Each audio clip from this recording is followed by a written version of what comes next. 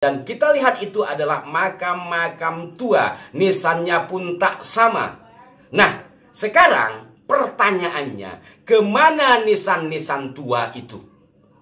Dan kenapa kemudian diganti oleh nisan-nisan baru yang seragam? Ya, kalau Husein Ba'agil ini tidak ditindak, maka bisa jadi kasus-kasus serupa itu juga akan terjadi di banyak tempat, di mana di situ ada situs cagar budaya ya.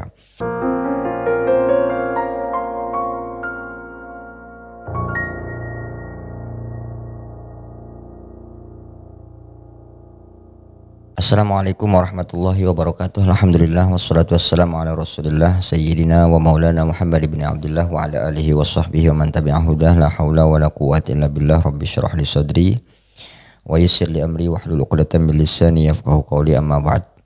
Sahabat-sahabat guru ngaji, selamat datang kembali di channel ini. Mudah-mudahan kita semua senantiasa dalam keadaan sehat walafiat dan senantiasa dalam lindungan Allah Subhanahu wa taala. Seperti postingan saya sebelumnya, memang Husein Ba'agil ini memang agak parah banget ya. Kalau kita lihat postingan dari Arah 9 yang menampilkan foto-foto lama areal makam Sunan Bonang ya.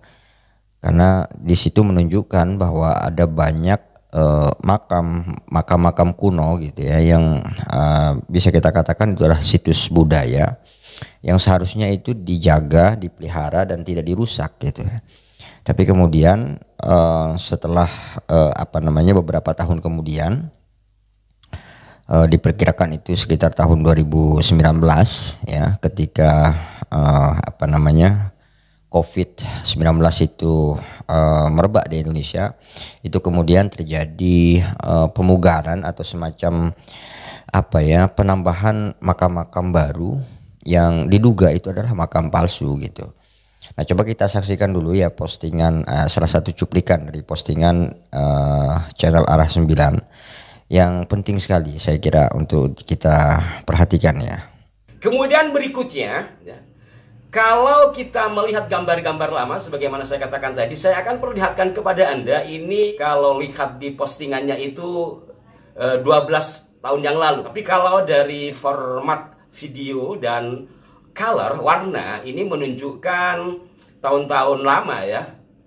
Artinya di video ini sebelum tahun 2000, karena ini kalau saya amati bukan digital tapi pakai mini DV, kaset mini DV ya. Tampak jelas walaupun hanya dalam satu sudut itu ya, menunjukkan bahwa memang banyak makam-makam di areal luar Cungkup Sunan Bonang yang sekarang menjadi baru itu. Artinya itu kan makam-makam yang dikatakan sebagai ring satu. Dan kita lihat itu adalah makam-makam tua, nisannya pun tak sama. Nah, sekarang pertanyaannya, kemana nisan-nisan tua itu?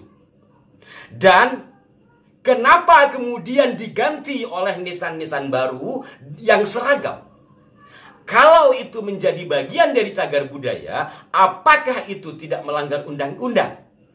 Dan biasanya dalam pemugaran atau renovasi situs cagar budaya itu di bawah pengawasan cagar budaya. Nah, bagaimana pihak cagar budaya Tuban atau mungkin Jawa Timur ketika pembuatan atau perapian kembali nisan-nisan yang berada di sekitar Cungkup Sunan Bonang itu? Bagaimana bisa terjadi seperti itu?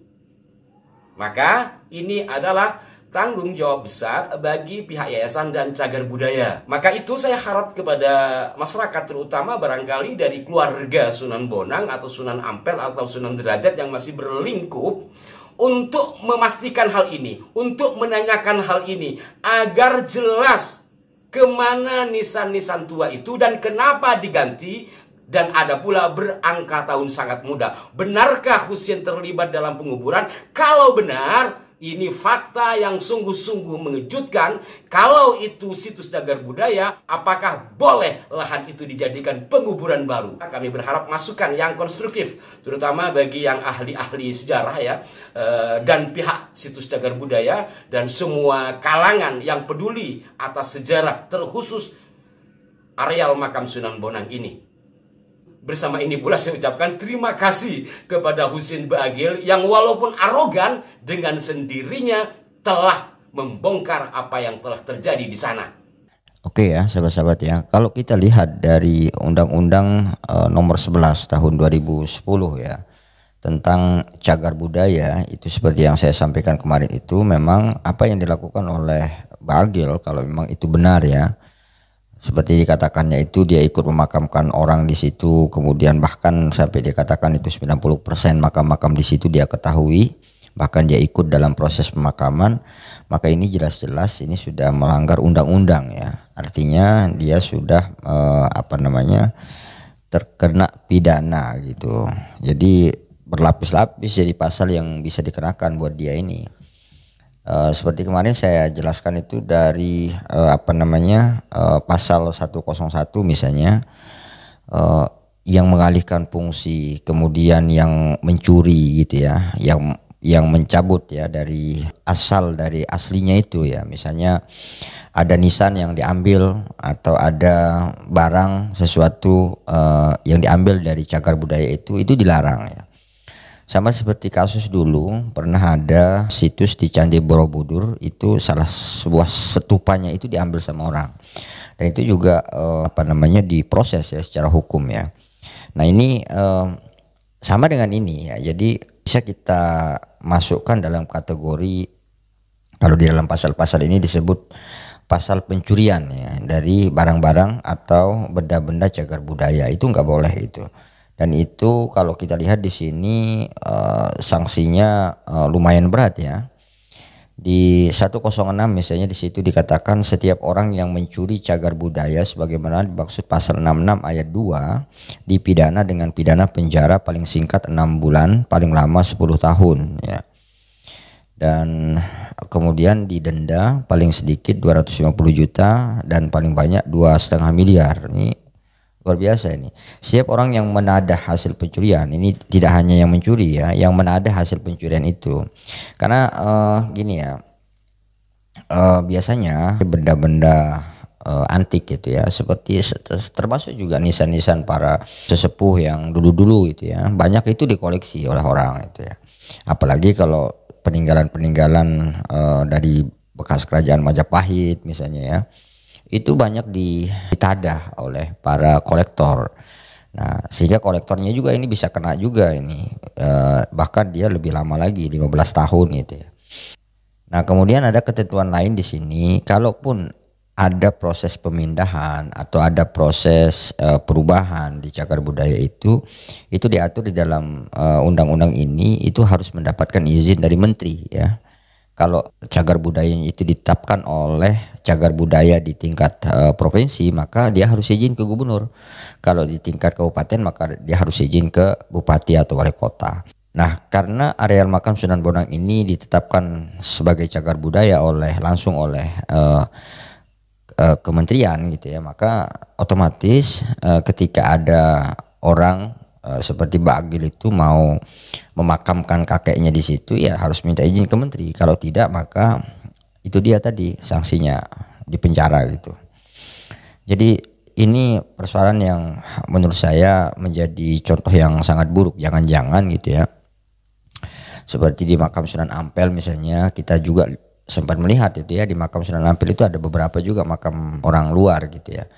Mungkin bisa nanti ini menjadi melebar ya. Kalau Husein Bagil ini tidak ditindak, maka bisa jadi kasus-kasus serupa itu juga akan terjadi di banyak tempat di mana di situ ada situs cagar budaya ya.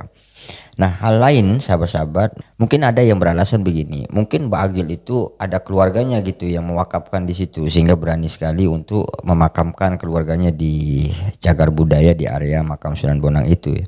Karena di undang-undang ini ada di bab 4 itu yang berbicara soal kepemilikan dan penguasaan gitu ya. Karena benda cagar budaya atau bangunan atau apa saja yang merupakan cagar budaya itu berhak itu dimiliki oleh setiap orang. Catatan dia harus dijaga dan dipelihara gitu. Nah ini di sini misalnya disebutkan setiap orang dapat memiliki atau menguasai benda cagar budaya, bangunan cagar budaya, struktur cagar budaya atau situs cagar budaya dengan tetap memperhatikan fungsi sosialnya sepanjang tidak bertentangan dengan ketentuan undang-undang ini. Jadi ketika situs cagar budaya itu misalnya ditemukan oleh seseorang, maka seorang itu harus melapor ke pemerintah bahwa ini saya menemukan ini, dan itu kemudian ditetapkan sebagai cagar budaya. Tetapi bukan berarti kemudian pemerintah itu mengambil alih langsung, tidak. Kepemilikannya tetap bagi orang yang menemukan, misalnya dia yang punya tanah di situ, maka dia berhak untuk tidak menjual misalnya, tetap memilikinya dan kemudian memanfaatkannya, memeliharanya, menjaganya gitu ya. Tidak merusaknya, tidak merubahnya dan seterusnya, walaupun dia pemilik benda atau bangunan cagar budaya tersebut. Nah, kembali pada konteks areal makam Sunan Bonang ini, apakah kemudian Husein Bagil itu punya hak gitu ya, ataukah punya kepemilikan terhadap tanah yang ada di areal itu gitu ya.